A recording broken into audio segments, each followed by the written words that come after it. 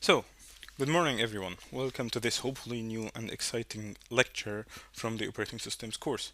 As we have spoken in the lecture last time, this platform is supposed to help you learn more. Hopefully, by just flipping the classroom, giving you an active learning experience, you will all be able to understand much better and basically improve your grades and, above all, get much more information from this course than we would hope from a normal course. This is the first lecture, so I hope you bear with me. If there are mistakes, please correct them. If my hands are moving too fast, please tell me. If my voice is not heard enough, or is too low or is too high, just tell me. If I sound like a duck, also please tell me. So today's lecture is about the kernel abstraction. And as we basically said during last lecture, the kernel is the core part of this course. And what does this mean? This means that we will spend most of our time studying the kernel and explaining what the kernel is and explaining different functionalities in the kernel. So the kernel is the innermost portion of the operating system. It is basically the software that provides you with basic services for all other parts of the system. That basically means that when you run your program, your gaming, if you're running World of Warcraft, you are interacting with the kernel. And the kernel is the one that is providing the operating system's services to you. It basically manages the hardware, including your GPU cards, your CPUs, your hard disk, and so on and so forth. We'll talk about this in much more details during this course. And it distributes the system resources. So this lecture will be an overview of many parts of the kernel, and you will basically find that, well, this lecture will provide you with different parts of the course that we will study in more details later. So let me start by reminding you of how the application looks like. So if you basically look here, last time we have actually shown this figure. So you have the kernel, which has the different parts, and the parts that we are going to mostly spend time on are actually these parts, these four, or actually these three even parts of the kernel. So the scheduler, the virtual memory, and the file system. And these are all software layers. And as we said last time, parts of the kernel are written in assembly to interact directly with the hardware.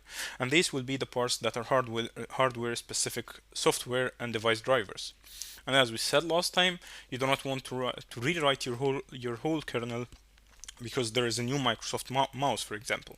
So these are the most changeable parts in the kernel, and typically these parts stay, well, not changed unless there is a completely a very good reason for people to change them, because otherwise it will be horrible to rewrite the kernel every other year. And then you, as a user or as a programmer, you basically run your applications in user mode and use the system libraries or the APIs provided by the kernel to basically get communication with the hardware through the kernel. So some of the main kernel components are, for example, the interrupt handlers, and these are basically to service interrupt requests, and we'll talk in much more details about that. But let me just tell you, what do I mean by interrupt requests? So right now when I'm moving my mouse, so you see this mouse movement, well, something is happening that the kernel needs to take care from. It basically needs to capture my mouse movement and, well, transfer this somehow to the screen so that you guys can see it. And if I'm not moving my mouse, like right now, then the kernel should not do anything, actually. So when I move my mouse, what happens basically is that there's an interrupt. And an interrupt is basically that the hardware or the well the when I move my mouse, the hardware basically sends to the kernel a signal, an interrupt signal that tells the kernel that, oh, now this guy has just moved his mouse. Okay, so interrupts are basically forms of well, they interrupt whatever the kernel is doing right now, which is basically presenting this presentation and recording my video to you guys now, uh, and to basically convey something that happens. This includes for mouse movement, includes packets sent through the network, includes, for example, things such as typing from your keyboard. These are all handled by interrupts. Then there is a scheduler, and the scheduler's usage is basically to share processor time among multiple processes. So as we said last time, the part of what an operating system does is that it provides an arbitrage between different resources, between different applications. So you have multiple applications running, and you want basically to share the processor resources among these multiple processes. There's also a huge component of the kernel is the memory management system. So right now I am recording my video. I have 3 screens, which you cannot see right now. Well, you can see 2 of them. And basically the video is recorded in memory. A lot of other things like my background running processes, which you don't see, are writing to memory and are reading from memory.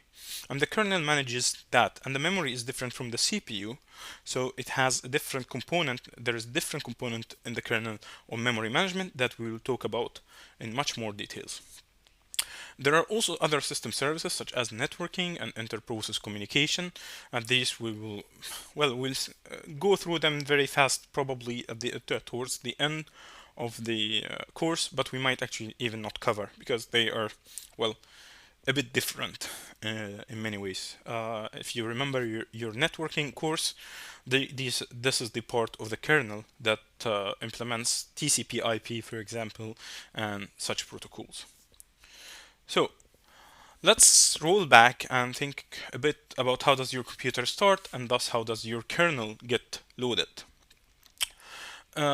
You basically have what we call the BIOS, which is basically from where the computer starts looking, or from where the computer actually starts.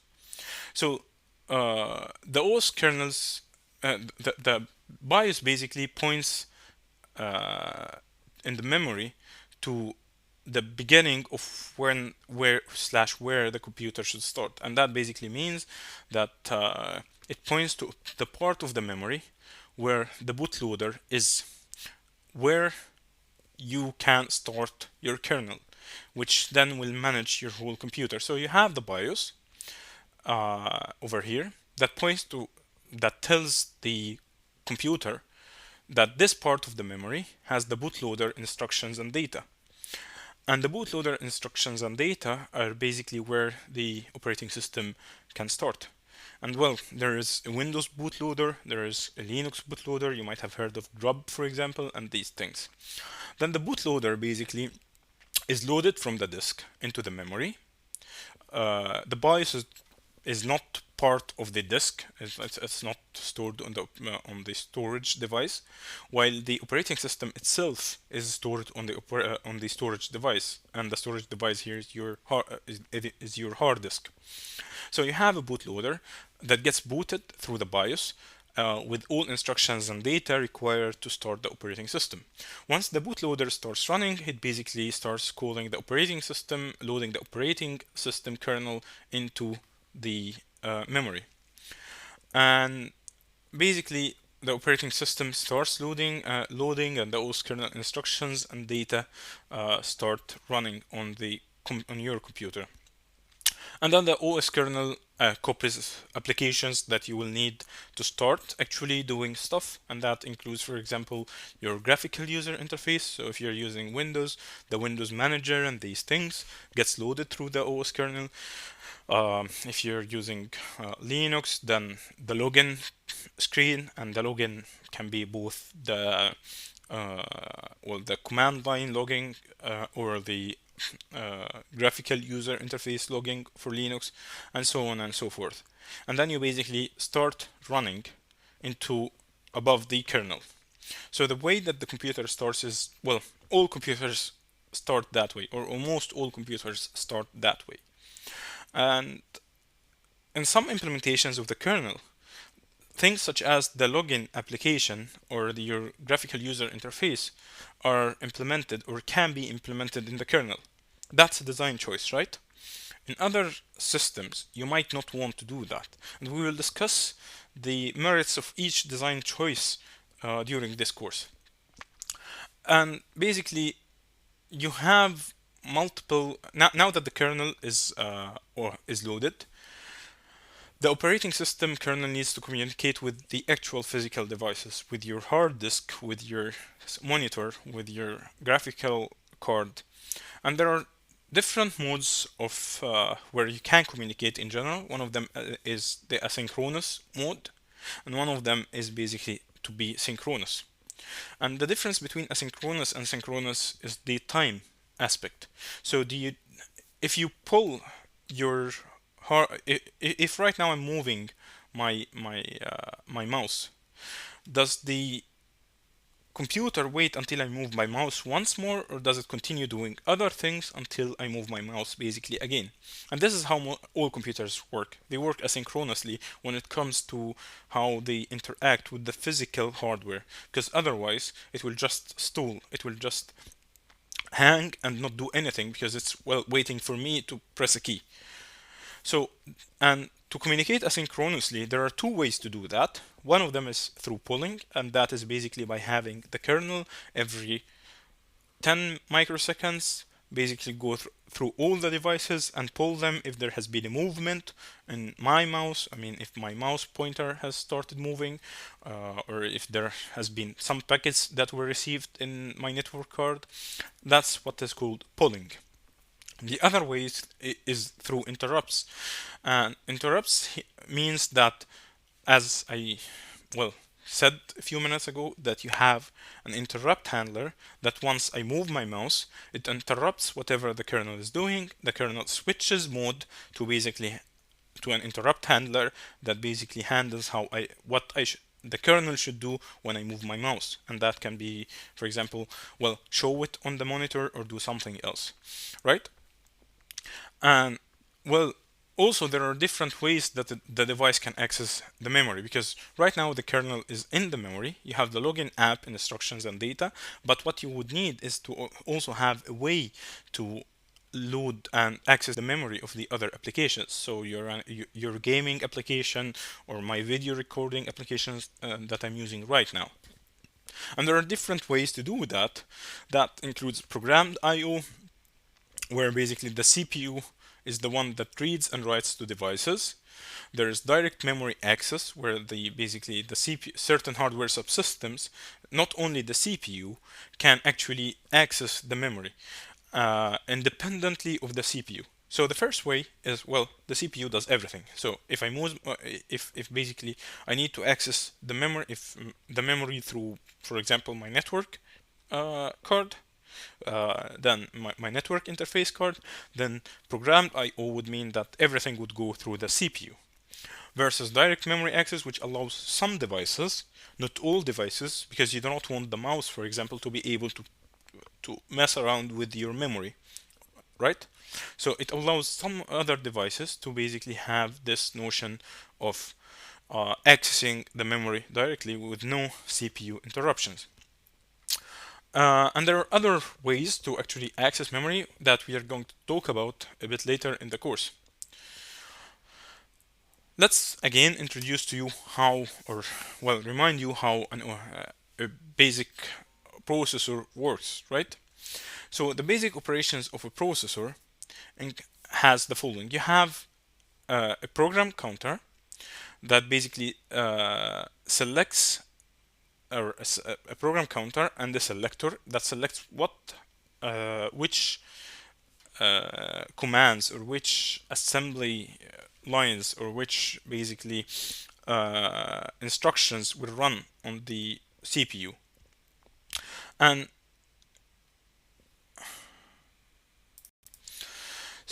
and basically, if you have the new instructions that are going to run in the CPU instructions are fetched through some component, and you basically start running on the CPU, and then you might have a branch, and that branch would basically mean that, well, you go to another part in your instruction set and you select them through the PC.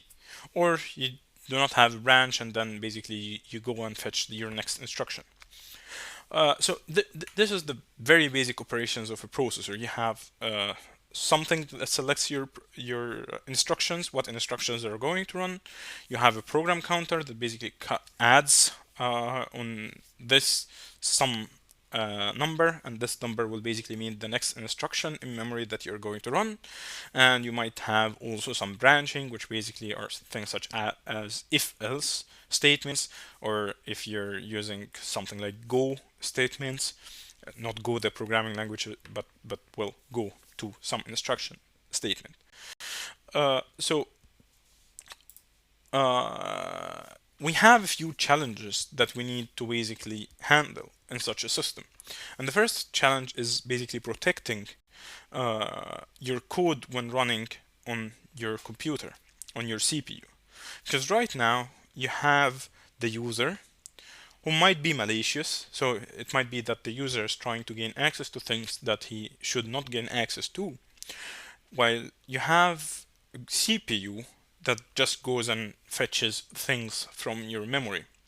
So the question that, well, most people are struggling with in operating systems is, how do you execute code with restricted privileges?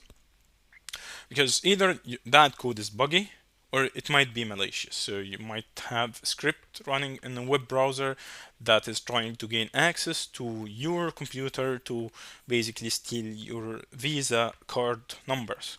Because some people are just so, well, so basic to the extent that they might store their Visa card numbers on their computers.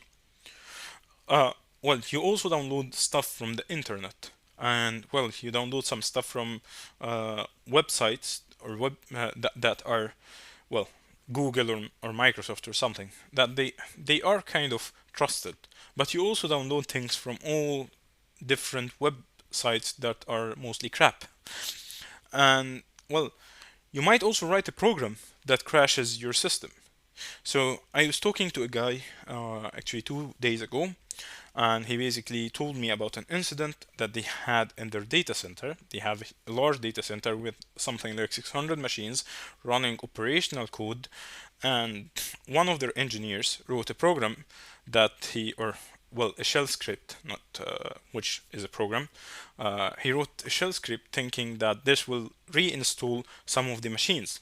But what this shell script did was that basically it went through all 600 machines, all 600 computers, and reinstalled all of them, removing all the data for all their clients in one single run. So you do not want this to run on your computer. You do not want to run rm-rf, for example, on your slash, which basically means remove everything. Do not ask me if I want to remove these things on from my computer. I mean, these things are still, you can still do, but you need an extra privilege to do that. So the process abstraction is basically an abstraction that makes that the operating system makes for a program such that it runs with limited privileges. And that basically means that it needs permission from the operating system to access memory, for example, if that memory was not allocated to it. So and also it needs access to basically privileges from the operating system to write to disk before, and also before accessing other hardware or changing their settings. And the abstraction needs to allow the program to run with good performance also. So what you want is that when I run a program on my computer, this program gets allocated some memory chunk in my main memory. And if that program tries to access anything outside of this memory chunk, then my operating system should basically throw an error and possibly even shut down this application. Because if it does not, then that process might actually go and rewrite parts of the memory, for example, even that are owned by the operating system. And this is something you do not absolutely want to have in your system, because in that case, a malicious process would be able to basically go and take control of your operating system or delete very important data from your disk, which both are, well, very bad. And as you know, this is still unsolved. Well, we still get these malicious softwares that are able to screw up our systems, and that we unfortunately have, or do not have to run, but well, we run due to being well, in such a globalized internet world. So how does the operating system abstraction, the process abstraction, work? The operating system has something that is called the dual mode. And the dual mode basically means that the operating system has two natures. The first one is basically for the operating system and things that you have given the privilege to run in operating system mode. And the other one is user nature, which is basically where the user code runs. We know that both the operating system and the application are running on the same machine, and well, the operating system always needs to access the hardware, while the application should not be able to access the hardware except if the operating system gives it access to that hardware. So the dual mode operation is that, well, when you are in kernel mode, you execute with complete privileges. You can basically screw up your system. You go on sudo, or you go on root in a Linux machine, and you are allowed to do rm-rf slash, which basically means remove my whole file system. Because, well, uh, the theory is that if you are already a sudo, then you know what you're doing. If you already chose to be in the kernel mode, then you know what you're doing. And when you're in the kernel mode, you can access things in the kernel space, which basically mean even accessing parts of the memory of the kernel. Check, for example, how your device drivers are running or where they are allocated. These things are very privileged. But then you can run also in user mode, where most operating systems, well, would give you access. And that's basically when you execute with much fewer privileges. So you cannot do rm-rf slash on Linux if you are trying to do it from your user, right? Or you cannot access the device drivers, or where the device drivers are loaded, or things such as where the memory, how the memory of the operating system is loaded when you are in user mode, when you are using basically your normal user to log in to the system. And there is basically in the operating system a way to do safe control transfer, which is basically how do you switch from one mode to the other? How do I basically go from being privileged as a kernel mode to user mode and vice versa? Let's look at how programs run. And basically the way a program run is that, well, you have your source code that you compile to some executable, and this executable runs on gets allocated to some memory, and that memory is like has its own boundaries, while your operating system basically has its own boundaries in memory also. So what you try to do to run when running between privileged and user mode is that you try to separate between the two codes on the physical memory, such that you cannot basically overflow from one of the from being a user to the machine instructions, or to basically to the operating system kernel memory. And you have basically allocated memory chunks for different parts of your programs. So you have the heap, for example, which is for dynamically allocated data structure that a program might need. And you have a heap for the operating system, which basically is also for the dynamically allocated data structure that the operating system needs. You have an execution stack, which is basically to hold the state of the local variables of procedure calls. And you have your data. So for the operating system kernels, or most operating system kernels run with a very minimal memory footprint. So they try to reduce this chunk as much as possible. That's why when you're basically writing code for an operating system, because an operating system is after all some source code that you compile and get an executable, and from that executable you flush it into your memory. Okay, you flush it to a special part of your memory, but that's besides the point. So what most operating system developers work on is to basically reduce the memory footprint of their operating system such that, well, you do not end up with an operating system that eats up your whole memory, right? And the same, and at the same time, you as a developer usually do not really, or most developers unfortunately do not really care about how much memory their program is using. So this memory that is allocated to a process or an application can grow or shrink based on the application needs. Then let's look again at the process abstraction. Well, a process, let's define a process formally now. It's an instance of a program that is running with limited rights. Each process can have multiple threads. So a process is not a unit, but it's actually a collection of units, and these units are threads, which you have learned about in the systems programming course, and which we will cover actually in this course to some extent, or to actually a huge extent, and we will even see how threads, the difference between threads and different operating systems. So so each process can have basically multiple threads, and each thread is a sequence of instruction within a process. Well, and this means that you can have a process that has 1,000 threads, 100 threads, and so on and so forth. And this is actually a major difference between different operating systems, how they handle processes versus threads. And we will talk about this in more details. An operating system keeps track of running processes in data structure called the process control blocks. In Linux, you can get a glimpse of this as a user by basically having process identification data. You have the process identification data and the process ID, which is the path /pros/process ID. So if you go on your Linux machine and you go on /proc and do ls, you will basically find all the processes that are running. Or if you do ps to basically get the processes that are running on your Linux machine, then, well, you're going to basically find these.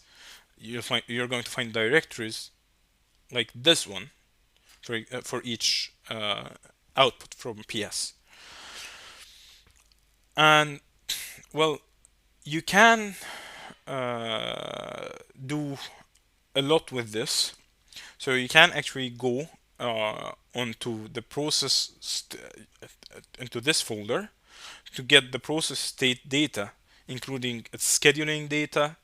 Well, these are different things that you can get. What the process is currently waiting on, so if the process is blocked because it needs input from memory or something, and its environment, etc. These are all you can find over here in the process in /proc/process ID. So I advise you to actually go and check your processes on your Linux machine, just to get some idea of how the process control block or what is stored in the process control block from a completely non-theoretical point of view. Okay, so let's look at how the dual mode operations in the processor works. So as we said, you have a process that can be in kernel mode or in user mode. And if it's in kernel mode, then you give it much more privileges. If it's in user mode, then, well, you cannot give it that much amount of privileges. And basically, taking the basic processor structure that we had before, we add what we call a mode selection operation and the mode flag.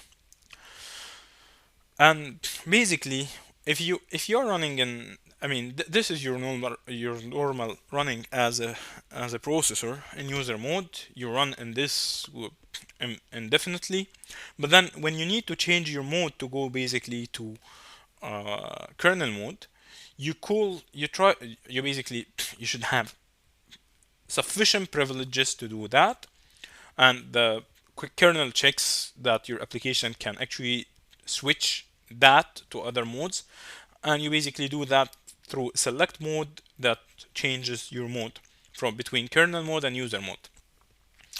And when you're running in kernel mode, there are no checks performed on the instructions, so you can basically you can destroy your system if you're running in kernel mode, pretty much, because nobody is going to check after you. Because it's the same problem of who uh, polices the police, right? So you have the police that checks people, but then if the police are corrupt, then who checks the police? You might have a police unit inside the inside the police that checks on for the corruption of the police, but then who checks on the checkers? So I mean, it's a chicken and egg problem, right? So the way that Linux does it, and most operating systems do it, is that there are no checks performed on any instructions that you run in kernel mode. While running in user mode, checks on memory accesses, storage accesses, and such bounds are actually enforced. So if you are running an instruction and you are in a mode that is user mode, you can see that, well, it's actually seen by the CPU while running any instructions. If you are in user mode, then the CPU will check, okay, is this within your memory bounds? Is this storage, is this storage yours, or are you trying to access a file that you should not access? These kinds of things. Okay. Well, if you're in kernel mode, everything is legal for you. And basically, uh, an application should not be able to flip the dual mode flag to run in kernel mode, well, except if it's written, or except if it's known that, well, it should do that. And, well, that's basically different from different systems, but in Linux, for example, you go on sudo or something. Uh, and a process should not be allowed to access memory outside the allocated memory. That's kind of what we know. And you have a timer interrupt. Uh, and the timer interrupt means that, well, the kernel must be able to regain control of the processor from any process. And that can be through different ways. So you can have the interrupt handlers, which are basically interrupts that result from me moving the mouse. But you have also a timer interrupt, which means that if a user process is running for so long in the on the processor, you want to be able to interrupt it such that, well, the kernel regains control. You do not want a user process to basically monopolize your whole system, right? So this is done by having a timer interrupt that every now and then basically interrupts a process, uh, switches to kernel mode, makes sure that, well, nothing needs to be done from a kernel point of view, and it might give back the processor to the process that was running if there is nothing else to do. Okay. And privileged instructions, there are some instructions that are only allowed in the kernel mode, and these are privileged instructions. And most of them, no, actually not many of them, most of them are hardware related. So memory accesses, changing processor flags, and such things. And that includes also some high hardcore management stuff, like basically going into the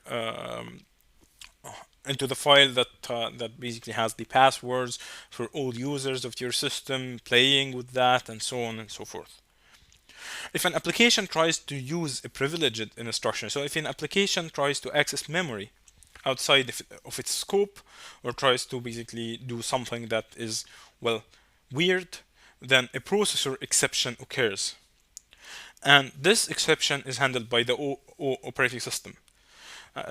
So the operating system can do multiple things, including killing the application. So if an application tries to do something that is not allowed to do, then one design philosophy would be just to kill that application and make sure that, well, the application uh, no application can do that anymore.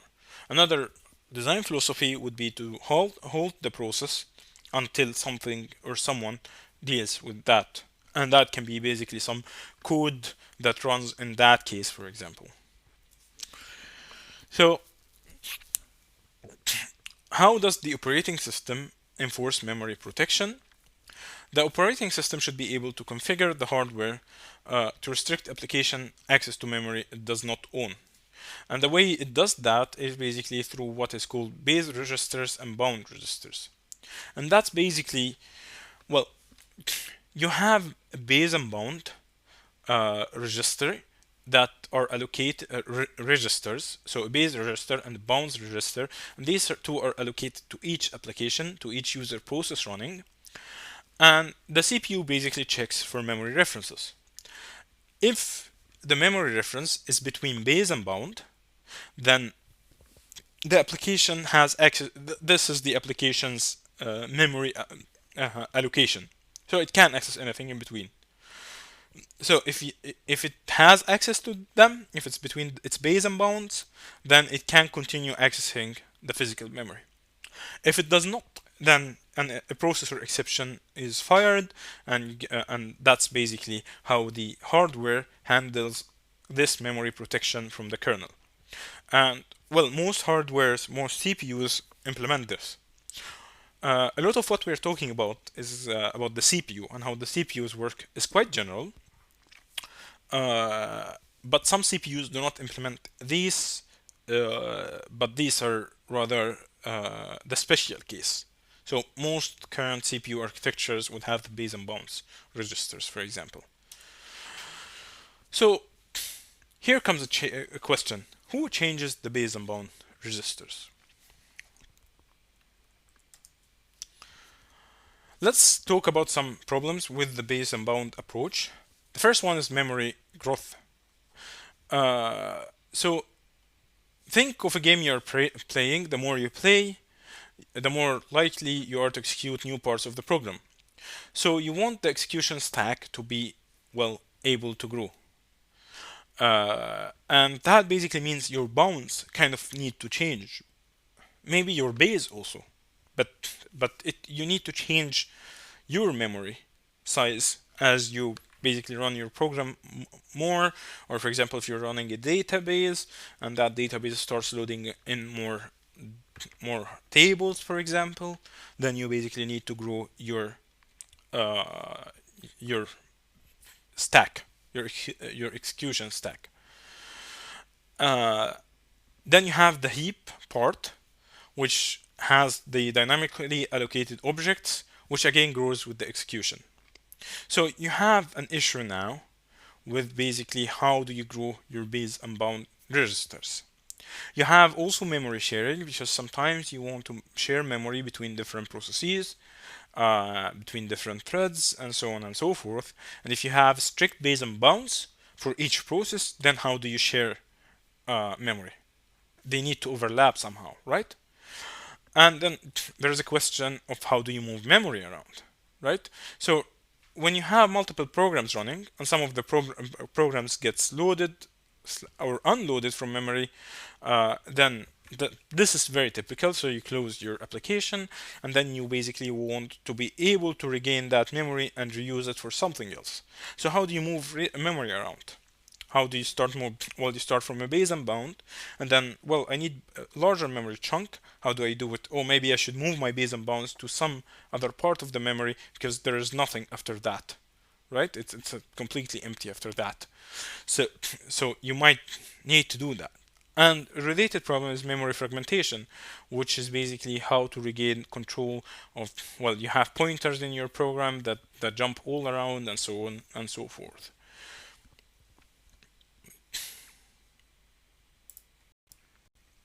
So, back from my coffee break. It takes quite a bit of energy to record these videos, and I hope they do not sound and look as bad as I feel. So let's go back to how does the operating system basically handles things uh, such as the branch and bound, the base and bound registers that we were talking about a bit earlier. Sorry. Um, so basically, the solution to the problems we have discussed with the base and bound is that you have what is called virtual addresses, and these are basically addresses which gets mapped by hardware using a table instead of basically having your your actual memory mapping in the operating system in some software. So the table is set up by the kernel, and again it's hardware. It's partially hardware, and every process's memory starts at the same place. So all memory has the basically the start point is the same, and each process thinks that it owns the whole memory. Doing that, you basically will have here virtual addresses for addresses for all memory that starts, well, you have the code that starts at maybe zero or something, uh, or some number in the memory, and then you have the data, you have the heap, and you have the stack. In reality, what happens is that you have a mapping that is done using the virtual address table uh, into actual memory. And to the operating system, to the kernel, or to your application, this is kind of very transparent because you get always the same memory addresses. You think that you're operating with the same memory addresses, but then the hardware changes that based on what is now empty and what is now not empty, or based on how you grow or how you shrink, and so on and so forth. We'll talk a lot about this in the second module of the course, where we talk about memory basically. So let's do a fast exercise before this, and let's basically implement this program in C, have it running in three different processes, so save it to three different C file, compile it three different times maybe, and put the output to different places, and run it three times in parallel. And tell us what is the static address that you get. So, timer interrupts. Uh, well, as we have said, that now that the process is running in user space, you need to stop it at some time. And that's basically done by using the normal interrupt handler part or using the CPU timer interrupts. And this is meant to return the control to the kernel handler, because you want all processes to share the resources together in such a way that it's fair, where fair is some you define fairness based on what you're trying to run. So maybe fairness in some cases is basically to have higher priority to some applications compared to the others, for example. So you basically want to return the control to the kernel, and you want the kernel to check if there are other things to run, and so on and so forth. So you have the interrupt frequency set up by the kernel, and it's not something that the user can mess with. So you as a user cannot go and change the interrupt frequency that is set up by the kernel. But you, as someone in the operating systems course, will actually experiment with this and try running with different kernel interrupt hardware timer interrupts, basically, as we will discuss later in some of our face-to-face lectures. You can actually have, or you have a mechanism to basically have the interrupts temporarily deferred. And this is something that you do not do by user code. And the way you want to be able to basically stop interrupts from occurring, hardware interrupts from occurring, is that sometimes you have, not a hardware timer interrupt, but you have something like interrupt due to some network packet, for example, coming in, or due to something that happens in the operating system. You have some other interrupts. A processor error basically thrown because some application has tried to access wrong parts of the memory, or maybe you're basically closing an application, so the thread is now finished working and you're exiting from that thread. So there are a few of these uh, instructions that you do not want to interrupt at any time, because they will mess up your memory, they will mess up your storage, or they will mess up your processor state. So the processor has a way to defer interrupts into the system, and it's basically crucial for implementing things such as mutual exclusion when you do not want things to mess around with each other. But at the same time, you're not going to use interrupt deferral unless completely and absolutely needed. You do not just start deferring interrupts at any points in time. Now we talk about one of the classical problems in computing science, which is the halting problem. And the halting problem is the problem of determining from description of an arbitrary computer program and an input whether the program will finish running or continue to run forever. That's basically if you're is this application stalled, i.e. hanging, or is this application doing actual useful work and will finish eventually? And this is an impossible problem to solve. So the operating system cannot really know if your program is halted forever. So it just went into a while one loop that doesn't make any sense, or if it's actually going to end. And that basically means the hardware timer interrupts might cannot really know if your application is actually running or if it's breaking up. And well, you can implement things such as having the after a timer interrupt, uh, or after some time, some number of timer interrupts. So maybe if the application has been running now for over 3 minutes, then break that application or just stop it or kill it or something. But I mean, it's kind of dangerous because you're not really sure, or as an operating system, you do not really know what the application is doing.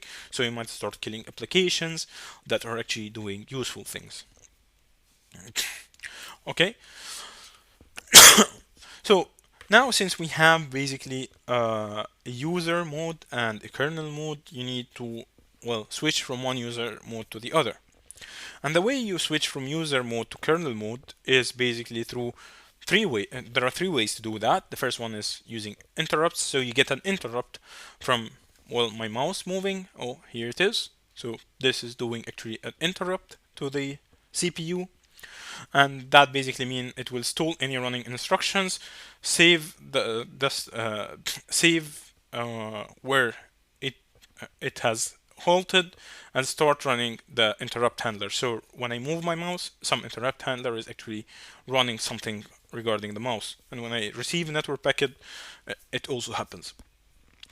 And this can be triggered by the timer, so the hardware timer that we talked about, I/O devices, my mouse, my keyboard, or other processors. So you might have a multi-core processor, which most of us have right now. You're probably viewing this video on a multi-core processor machine, and then one of the cores decides that, oh, I need to interrupt the other core to do something. So these are the first case where you have a user to kernel mode switch. The second case is a processor exceptions, when processor exceptions occur. So if your program has some weird behavior, unexpected program behavior for the operating system, for the kernel, then the kernel will switch from user mode to kernel mode. And that would be not to actually give you kernel mode, but rather to kill your application, right? The third and last way to go from user to kernel mode is through system calls. And you have probably studied a bit about system calls in the system programming course. Or they are sometimes also called protected procedure calls. And that's a program requesting the kernel to do some operations on its behalf. Like, for example, creating a file, or storing data to storage, or reading from some memory. And these are the only entry points for a user program to enter into kernel mode. And they are only there is only a limited number of very carefully coded entry points. You do not do everything as system calls. You don't basically start, oh, I need, maybe I need this functionality. Let me think about it. Oh, I'm gonna add a system call. You do not do that in your operating system. Why? Because this is the only parts of where a user can get access to the kernel. And when you implement a system call in the operating system, you make sure that this system call is contained. So you make sure that, well, this system call will open a file. This file should not overwrite my other files. If the user is trying to overwrite a file, or if the user is trying to basically start a file that has the same name as a file owned by some other user, then I should basically stop him from doing that. He's not allowed. You get a permission denied if you try doing that, for example. Of course, if it is your own file, if now I am Ahmed and I am actually trying to recreate a file or rename a file or do something like that or overwrite a file that I own, then it's completely fine. But my computer has a few other users, well, because they do experiments or because they share office with me or because, well, my wife needs access to my computer or something, then I should not be able to overwrite her files, and she should not be able to overwrite my work files, right? So this is a very important part. So system calls are very well crafted, and a lot of work goes into that. And typically, when people find well, most system calls have been basically set in stone for quite a long period of time, so it's not really easy to find bugs in them or entry points where you can misuse them. But if you do find that, then people basically run to fix these system calls in implementation. You can get actually a full list of Linux system calls over here, and well, I'm not asking you to memorize these, but I'm asking you to basically take a look at them. And for Windows, there are a few of them. There's the Windows native API, which is, well, it was undocumented. So Windows basically thought that, oh, I'm not going to document them. And the way that Windows manages basically your system calls, it overrides everything. Okay, when you try to doing that, but if you're doing hardcore programming, then the native API, which worked from Windows NT, Windows networking up till 7, are here, and this is again undocumented. These are basically some hackers trying to find out, well, what system calls does this piece of crap support. And for most other versions, you can actually find something that is more documented over here. I think Windows they started realizing that, well, you need to document your system calls later. Okay, you need to optimize for performance, as we have multiple times mentioned, and that basically means that too frequent interrupt handling can degrade performance, especially from I/O devices. So let's think about it. Suppose that you're trying to run an application and then you get an interrupt every 1 nanosecond. That basically means that nothing will actually run. That interrupt can be, well, your timer interrupts, which you have misconfigured, or it can be that, well, you have tons of people, tons of I/O systems connected that just keep interrupting your operating system. Well, it's not every time you move your mouth, of course, because your mouth is not connected to the internet or to your computer, but it's every time you move your mouse with an S. So this is a typo. I'm sorry. So every time you move your mouth, you do not really hurt the operating system performance, but the mouse does. Every time you type a letter, every time you read some data chunk from disk, an interrupt will fire, basically. Modern operating systems set up a circular queue of requests for I/O devices, and each operation in the queue is called a buffer descriptor. And this basically describes the requested operation and the location of the buffer to contain the data. So basically, each time you do such an interrupt, you basically have it stored in some buffer descriptor, in a queue, and you basically start processing them in some order. Okay. Uh, okay. This is my wake up call. Now I'm up. Uh, okay. Then basically, I mean, we're going to talk about a lot of this later in the course, as I said. So bear with us, and we will actually look at some implementations of, for example, the buffer descriptors on the Linux kernel and so on. So right now we have actually talked about user to kernel mode. Now we talk about the kernel to user mode. So to move from the kernel to user mode, you have a few things that basically fire this up. First of all, when you have a new process or thread that is starting, and that's basically maybe by you as a user double clicking on some icon that starts a new process. And starting a process is actually a system call to start up the new process, and that basically means that you move from user mode, well, your graphical user interface, to the kernel to start the new process. It might be a thread that is starting inside the process, so you have a multi-process, a multi-threaded application that now needs to start new threads. For example, your database has a few more connections, or your web server has a few more connections that require starting new threads. Because, for example, if you're looking at Apache, at the Apache web server, for each new connection, you get a new thread. And these connections basically come as users try to access something on your web server. So in that case, you basically switch from the kernel starts the new process or thread and basically moves back to user mode to run the thread or the process. You have another one when you basically have an interrupt coming that stops one process that is running, or a system or some exception or some system call that stops the process, and you want to start running the process again. And then the kernel basically restores the process from the and in doing that, it needs to restore the program counter, the registers, and switches back to user mode. And the program counter and the registers are actually stored when the an interrupt comes in. So when you get an interrupt, the way that the process gets evicted from the processor is that it basically stores its data somewhere, as we will discuss in a few minutes. And basically, based on this stored data, you can actually get back your process running on the processor. Sometimes you need to switch to a different process.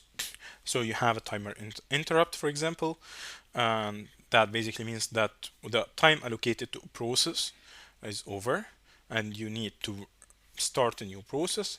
And then basically, when evicting your process, you store it in the PCB. We'll talk about this in a bit more details later. And basically, you do the switching between different processes, as we have basically said, because you need basically some fairness in how you schedule processes on your processor. Then the last way that you basically switch from kernel to user mode is when you have what is called a user level up call, and this is kind of the opposite of a system call. You basically have some notification that needs to go from the operating system to the application. And well, you might have seen this in your in Linux if you have been programming a lot in the Linux environments with C, for example. We'll talk a bit about it more also. So how do you implement safe interrupts? You have what is called an interrupt vector, and this interrupt vector provides a limited number of entry points into the kernel. Basically, these are the points when you can switch to kernel mode. You have atomic transfer of control, so single instructions. You have a single instruction to change the program counter, the stack pointer, the memory protection, the kernel slash user mode. So you basically do not, you cannot break these up, because if you break them up, then you might end up with, well, a program counter that has been changed, but the stack pointer has not been changed. The memory protection has been screwed up, and your kernel user mode is just mumbo jumbo. So you have a single instruction that cannot be interrupted to change to do the context switching, basically. So you cannot interrupt an interrupt. You have, well, you can on some very special occasions, but this we'll talk about later. Transparent and restartable execution. You have basically user programs that does not know that interrupts occurred, because what happens is that your process gets halted, your program counter, your or the different registers that the process needs to run on the processor get saved somewhere, their PCB basically, and the process doesn't even know that it has stopped, right? Because, well, it will restart again from the same point where it stopped. And that basically means that you, as a programmer, you should never have any notion of, well, I will never be interrupted in your program. You should not build, for example, synchronization primitives between your different processors based on, well, it will not be interrupted, because they will be interrupted. We'll talk about this a bit more also in details. You have basically some mechanisms for safe switching, and that's basically what we call the interrupt vector. What is an interrupt vector? Well, an interrupt vector is something that basically tells the processor how to handle an interrupt. Uh, and the processor has a special register that points to the interrupt vector table. The interrupt vector table has, well, if you get this interrupt, you should do this, this, and that. So if you get a timer interrupt, this is the process that, or this is the code that the processor should run, how to handle an interrupt. So you have the handle timer interrupt. How do you do it? Handle divide by zero. That's another, for example, interrupt. Interrupt code, interrupt handler, handle trap. These are all interrupts that can come. Timer interrupt, divide by zero interrupt, trap, for example, and you basically have some instructions what to do in each of them. And these are all in the interrupt vector. And well, when you get an interrupt, the processor runs to this interrupt vector and says, oh, I got this interrupt, divide by zero, which is basically an error, for example. What do you do when you divide by zero? It's infinity, right? But your computer doesn't know what infinity is, so you need to handle it somehow. Okay? Uh, and then you have an interrupt stack, which is a region of the kernel memory. When a context switch occurs into the kernel, the hardware changes the stack pointer basically to point to the base of the kernel's interrupt stack. The hardware automatically saves some of the interrupted process registers by pushing them onto the interrupt stack, so that when the kernel runs, it makes sure that all registers have been pushed by the hardware and pushes any remaining registers. So the interrupt stack is where basically a kernel gets to store whatever happened during, whatever got stopped during that interrupt. And you need that to basically, because once you're done with handling the interrupt, you need to go back to the original process. So this is partially how you do it. You save some of the interrupted process registers into the interrupt stack, and you have the others in the PCB basically. So let's look at that in a bit more uh, details.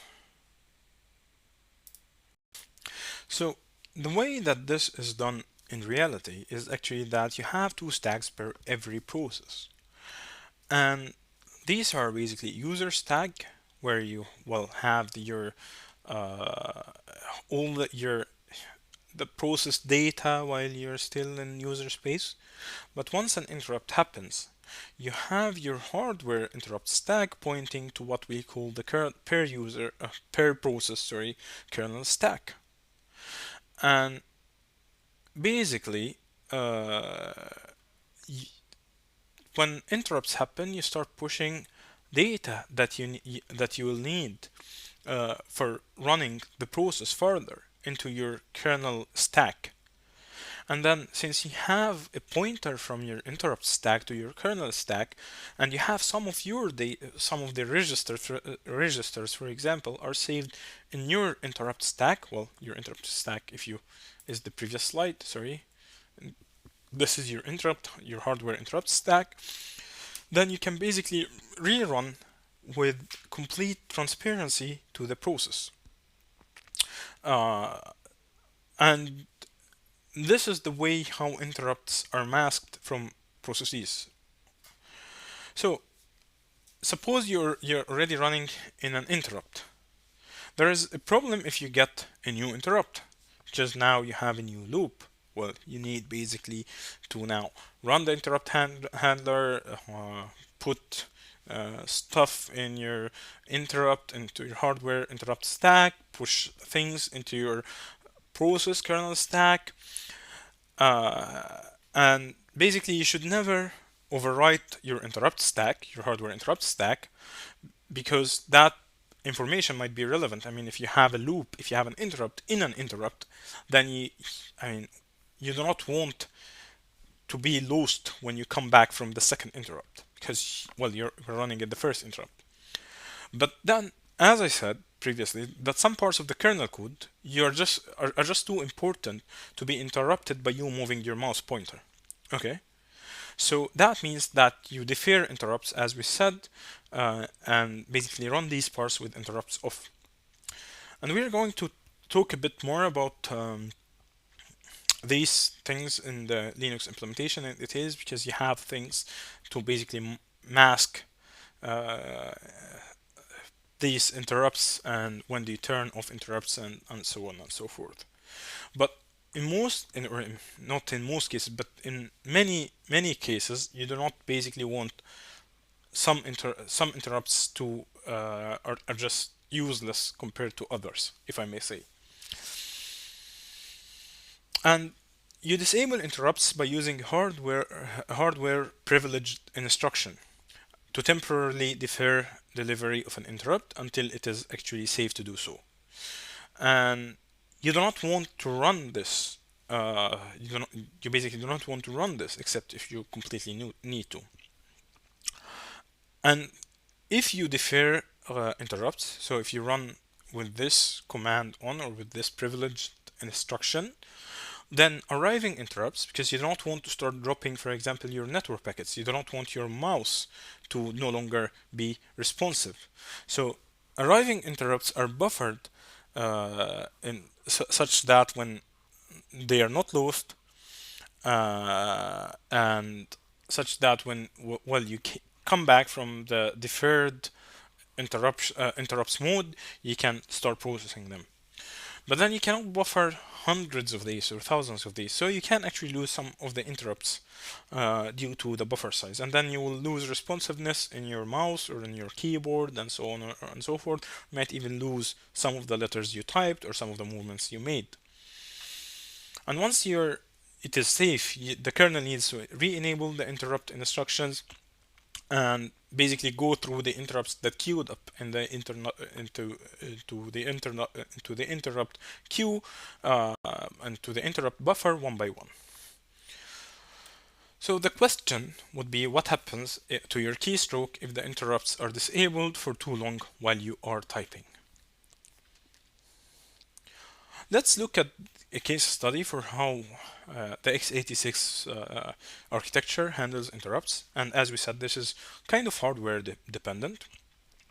And the way that this happens basically in the x86 is that, well, you save the current stack pointer, you save the current program counter, you save the current processor status word, which is basically the control bits of the processor, because, well, there are things such as are you running virtualized, because these are all parts of your processor status word, or basically your control bits in the processor. You switch to the kernel stack. Once you're in the kernel stack, you switch to the kernel mode. and you basically go through the interrupt table to get the correct interrupt. And once you're in this state, the interrupt handler needs to first save any remaining registers that it might destroy. For example, uh, I mean, there are registers that there are many more registers in an actual processor than the ones we have mentioned. But there are some processor registers that are almost unusable by a kernel. And these include, for example, floating point registers. So you do not need to save registers that the interrupt handler will never touch. We need to secure system calls because system calls basically are the entry points from the user space to the kernel space. And they provide an illusion that the operating system kernel is simply a set of library APIs that you can call from any user program. And you basically have arguments and return values also, because, well, you open a file or you create a file, and the file you're creating is basically has a name, and basically it should return that the file was created, for example. The kernel must implement its system calls in a way that protects itself from all errors and attacks. So as we said, since this is the main entry point for users, this is very much hardened in every possible way. And you basically do that by assuming that every single system call is malicious. And this is basically a defensive way of building your operating system. Everything is malicious when it comes from the user. We have also talked a bit about upcalls, when basically the operating system needs to inform a running application of some event. Sometimes we want some operating system like functionality to be implemented in the application. For example, you might want to have a different scheduler than the operating system scheduler. We'll talk a bit about that. And upcalls basically notify user processes of some events that needs to be handled right away. Okay? And the reasons to use upcalls is that you have some preemptive user level thread, for example, where you basically have an application that want to multiplex its tasks by itself or threads onto a process and would need a periodic timer upcall as a trigger to switch tasks. So suppose that you are building your own scheduler for your own application. You basically know that, well, in my application, these threads are much more important than those threads, because these are the ones that make the application responsive, but these are the ones that, well, they are kind of nice to have.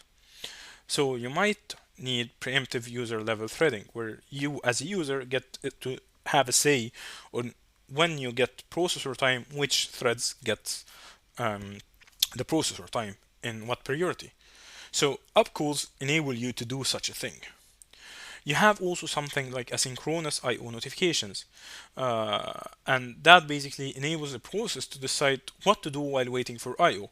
Maybe the process will just block, and will leave the processor. So I mean, it will voluntarily leave the processor to other processes to use the processor. Or maybe the process will just do something else, so it's waiting for I/O, but in the meantime it can do something else. You also use them for inter-process communication. Basically for a process to ping another process that there is something that needs immediate attention. So suppose you have a processor, you have multiple processors, and each processor is running a different process scheduled in it, and one of the process wants to communicate to the other process that there is something that needs immediate attention for synchronization, for example, or something related to parallel programming and so on. And there's also user level exception handling.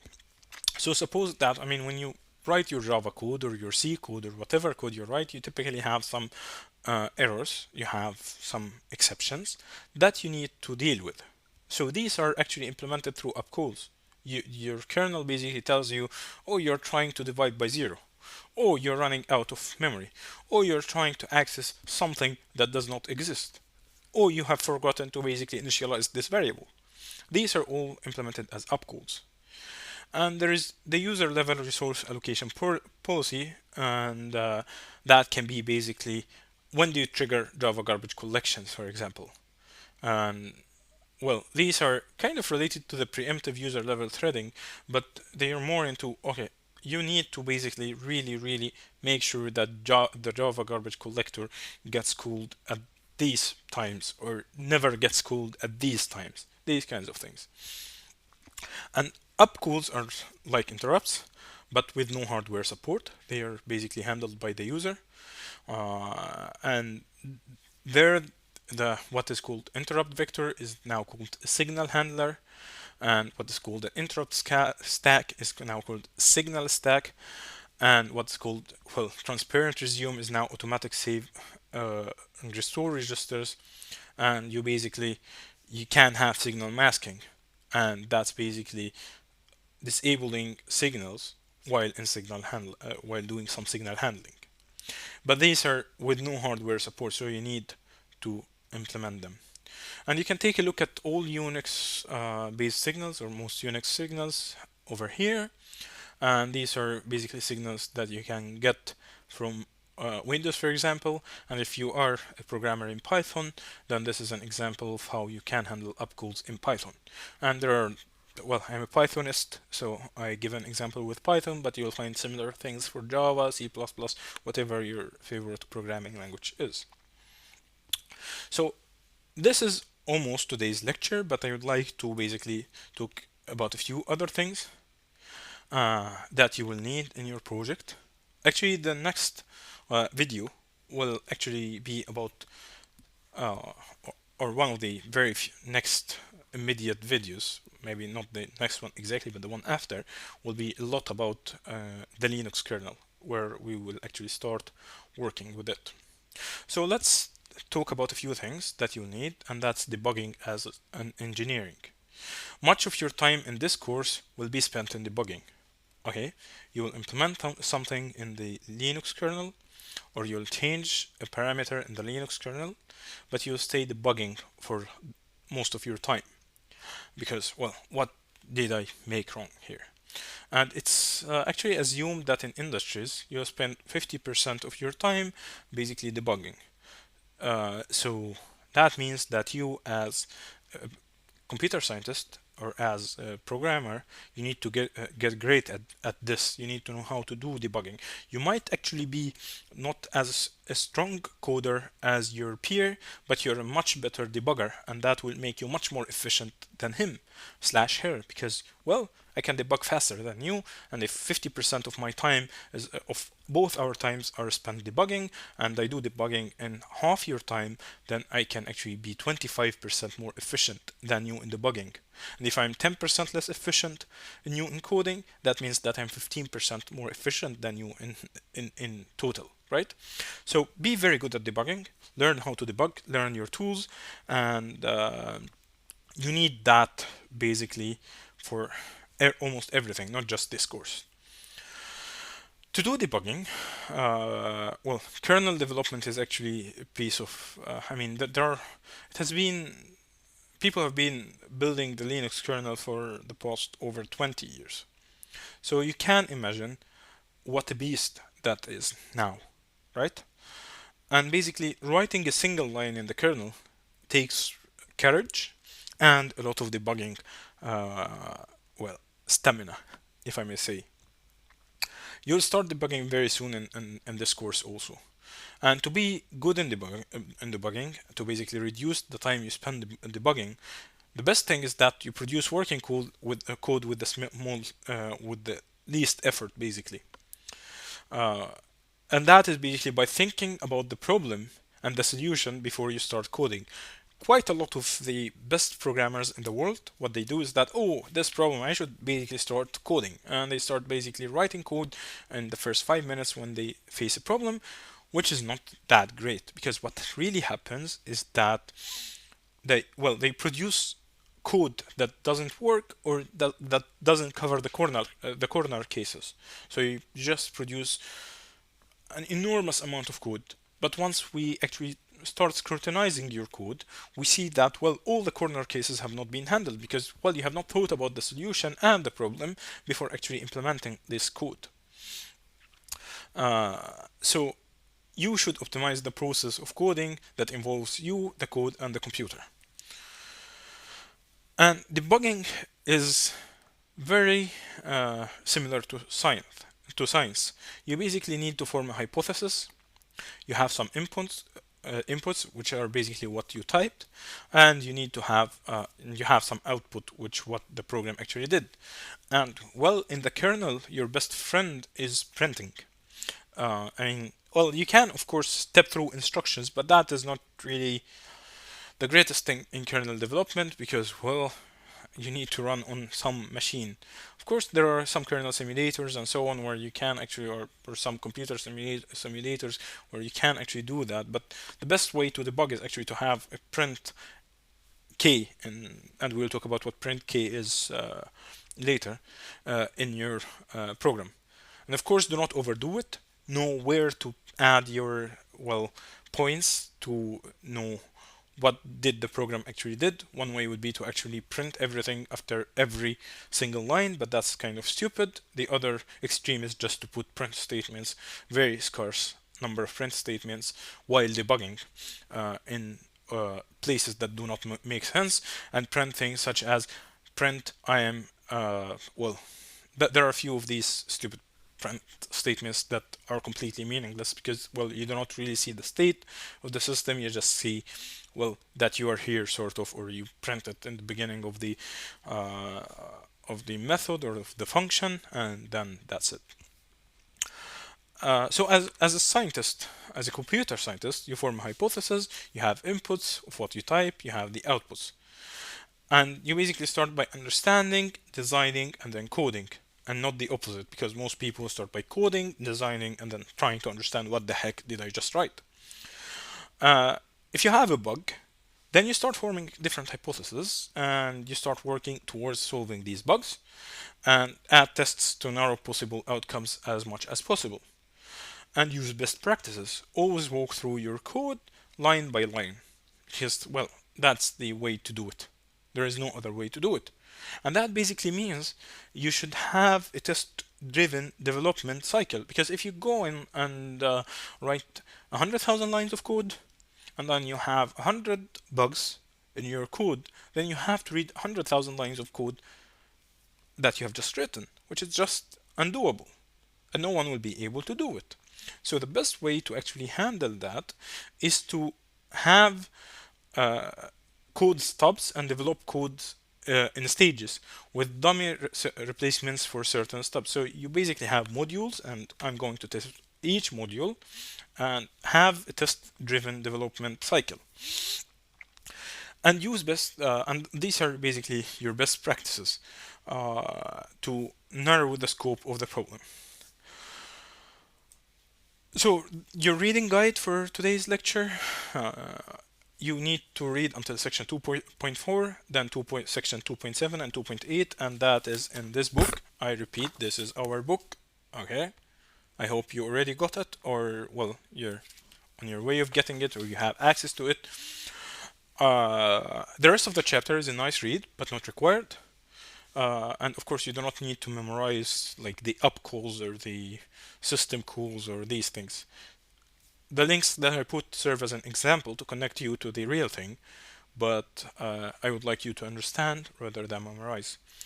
Sorry if this video turns out to be crappy. This is sort of, well, my first time to record. I have not been a film star before, so I hope it's better. I think I've moved my body way too much in this, so I probably should sit down in my next video. Thank you, and, well, see you in class on Friday this week, and basically see you on video in a few hours/days.